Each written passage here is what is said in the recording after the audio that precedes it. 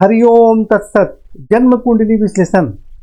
इस वीडियो को देखने से पहले कुंडली कैसे देखते हैं वह वीडियो देखना आवश्यक है। तो सबसे पहले हम लोग सूर्य से फलादेश प्रारंभ करते हैं।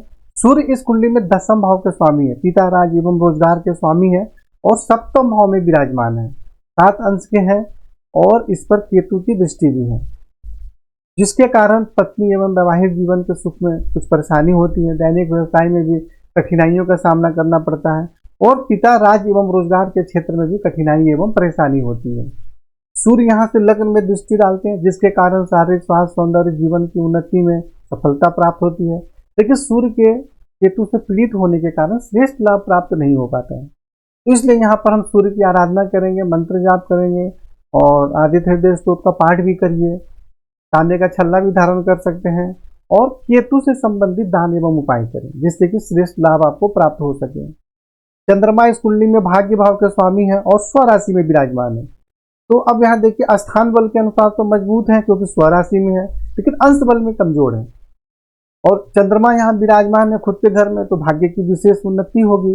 परंतु यहाँ चंद्रमा पर राहु की दृष्टि है। देखिए, तो स्वयं के घर में है राहु, लेकिन अंश बल में कमजोर है, राहु से पीड़ित है, तो जिसके कारण भाग्य की उन्नति में कठिनाइयों का सामना करना पड़ता है।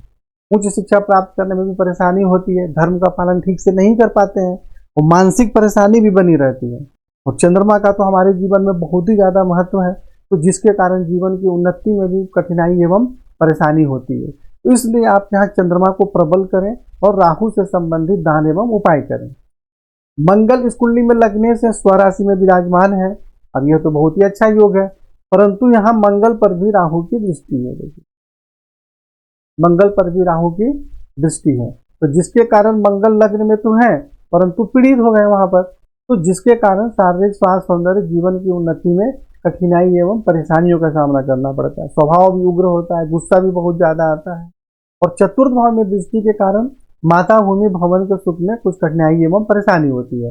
और 7वें भाव में दृष्टि के कारण पत्नी एवं वैवाहिक जीवन का सुख तो प्राप्त होता है, लेकिन पत्नी से मतभेद भी चलता रहता है, क्योंकि यह एक अग्नि तत्व ग्रह है और सूर्य भी अग्नि तत्व ग्रह है। तो पत्नी एवं वैवाहिक जीवन का सुख भी प्राप्त होता है अच्छे तरीके से, परंतु परेशानी भी होती है, मतलब मतभेद वगैरह चलता रहता है।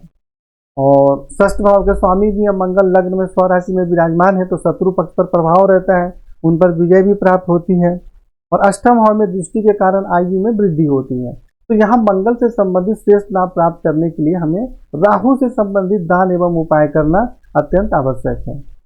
और मंगल के लिए आप मंत्र जाप करें, हनुमान चालीसा का पाठ करें, और भी उपाय बताए गए हैं वह करें, लेकिन राहु से संबंधित दान एवं उपाय करेंगे लगातार, तब जाकर आपको इससे संबंधित श्रेष्ठ लाभ प्राप्त होगा। बुध जो है, देखिए, इस कुंडली में आय भाव के स्वामी है और अष्टम भाव के स्वामी है, आयु के भी स्वामी है। और बुध जो है वह 7वें भाव में विराजमान हो गए, बिल्कुल मजबूत स्थिति में है। देखिए, 18 अंश के हैं और वक्री भी है। वक्री होने का मतलब और भी ज्यादा पावरफुल हो गए। तो यहाँ विराजमान होने के कारण पत्नी एवं वैवाहिक जीवन का सुख प्राप्त होता है, दैनिक रोजगार में सफलता प्राप्त होती है, आमदनी बहुत अच्छी होती है और पत्नी के माध्यम से भी आमदनी के योग बनते हैं, क्योंकि आमदनी के स्वामी 7वें भाव में विराजमान हो गए। व्यापार में भी सफलता प्राप्त होता है। लग्न में दृष्टि के कारण आप अपने बुद्धि विवेक के माध्यम से जीवन में आगे बढ़ते हैं, परंतु स्वास्थ्य से संबंधित कुछ परेशानी भी होती है।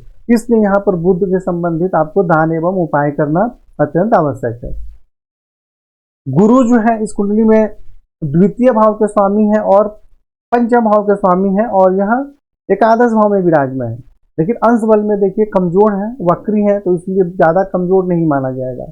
और गुरु पर राहु की दृष्टि भी है। देखिए, तो अब यहाँ पर जो इस कुंडली में जिस प्रकार मंगल लगने से सबसे कारक होते हैं, उसी प्रकार गुरु भी बहुत ज्यादा कारक होते हैं, क्योंकि द्वितीय भाव एवं पंचम भाव के स्वामी है।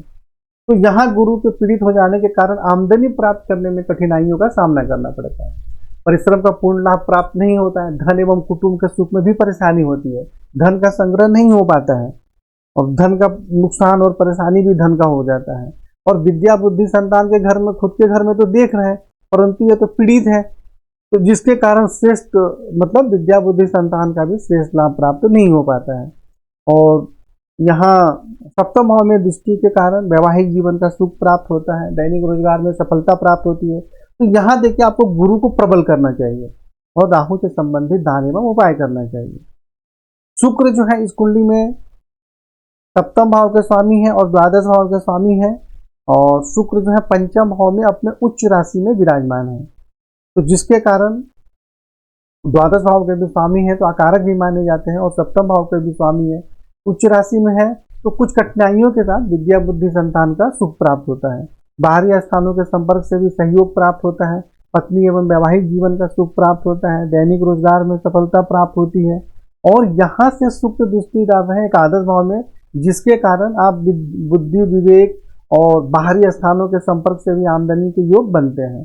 तो शुक्र 25 अंश के ज़्यादा मजबूत नहीं है, लेकिन आपको इनका मंत्र जाप करना चाहिए। आपको लक्ष्मी मंत्र का भी जाप करना चाहिए, जिससे आपको श्रेष्ठ लाभ प्राप्त हो सके। और उसके बाद शनि से संबंधित चर्चा करते हैं। तो शनि जो है इस कुंडली में चतुर्थ भाव के स्वामी है और तृतीय भाव के स्वामी है। और शनि देखिए यहाँ आ गए षष्ठ भाव में और नीच राशि में आ गए। तो नीच राशि का मतलब क्या होता है कि ग्रह उस भाव में जहाँ जिस राशि में नीच में आ गए तो वहाँ बहुत कमजोर हो गए, अपना पूर्ण लाभ नहीं दे पाते हैं। तो यहाँ विराजमान होने के कारण नौकरी के क्षेत्र में थोड़ी परेशानी होती है। पेट में भी किसी प्रकार की बीमारी या पथरी इत्यादि होने की संभावना रहती है। माता भूमि भवन पराक्रम भाई बहन के सुख में भी कुछ कमी एवं परेशानी होती है। और यहाँ से शनि दृष्टि डाल रहे अष्टम भाव में, तो आयु में वृद्धि होती है। और द्वादश भाव में दृष्टि के कारण बाहरी स्थानों के संपर्क से सहयोग एवं सफलता प्राप्त होती है। और फिर यहाँ से वापिस अपने ही घर में देख रहे हैं तृतीय भाव में, तो जिसके कारण पराक्रम में वृद्धि होती है, भाई बहन का सुख प्राप्त होता है। तो शनि से संबंधित को मंत्र जाप करना है और एक बाएं हाथ के मध्यमा में लोहे का छल्ला धारण करें। और कुछ उपाय बताए गए हैं आपकी कुंडली में, उन उपाय को करें। इसका अर्थ नहीं धारण करना है आपको, और जो उपाय बताए गए हैं वह उपाय करें, जिससे कि आपको लाभ प्राप्त होगा। राहु जो है इस कुंडली में पंचम भाव में विराजमान है और शुक्र के साथ विराजमान है, तो जिसके कारण विद्या बुद्धि संतान के क्षेत्र में कठिनाई एवं परेशानी होती है। और शुक्र के साथ विराजमान होने के कारण पत्नी एवं वैवाहिक जीवन के सुख में भी कुछ परेशानी होती है। और नवम भाव में चंद्रमा पर दृष्टि के कारण भाग्य की उन्नति में कठिनाई एवं परेशानी होती है। और मानसिक परेशानी भी रहती है, जीवन की उन्नति में भी परेशानी होती है। और एकादश भाव में गुरु पर दृष्टि के कारण आमदनी प्राप्त करने में कठिनाई एवं परेशानी होती है। अगर गुरु नहीं होते तो यहाँ आमदनी का श्रेष्ठ योग होता है, परंतु गुरु को पीड़ित करने के कारण आमदनी के क्षेत्र में परेशानी होती है। और लग्न में दृष्टि के कारण तो शारीरिक स्वास्थ्य सौंदर्य जीवन की उन्नति इन सभी क्षेत्रों में कठिनाई एवं परेशानी और बहुत संघर्ष होता है जीवन में। तो राहु से संबंधित दान एवं उपाय करना है। इसका रत्न आपको बिल्कुल भी नहीं धारण करना है। केतु यहाँ विराजमान है एकादश भाव में, जिसके कारण परिश्रम के माध्यम से आमदनी के क्षेत्र में सफलता प्राप्त होती है। और तृतीय भाव में दृष्टि के कारण पराक्रम में वृद्धि होती है, परंतु भाई बहन से मतभेद भी हो जाता है। और पंचम भाव में दृष्टि के कारण कुछ कठिनाइयों के साथ विद्या बुद्धि संतान का सुख प्राप्त होता है। और सप्तम भाव में देखिए सूर्य पर दृष्टि के कारण रोजगार में तो परेशानी होती है, लेकिन पत्नी एवं वैवाहिक जीवन के सुख में भी कठिनाई एवं परेशानी होती है। और यूरिन से संबंधित भी बीमारी होने की संभावना रहती है। तो इस प्रकार आपको सावधान भी रहना चाहिए। तो इस प्रकार आप यहाँ पर फलादेश समझ गए, और आपके कुंडली में फलादेश विस्तार से लिखे गए हैं, उपाय भी लिखे गए हैं। उन सबको देख समझ के आगे बढ़ें। हरिओम तत्सत।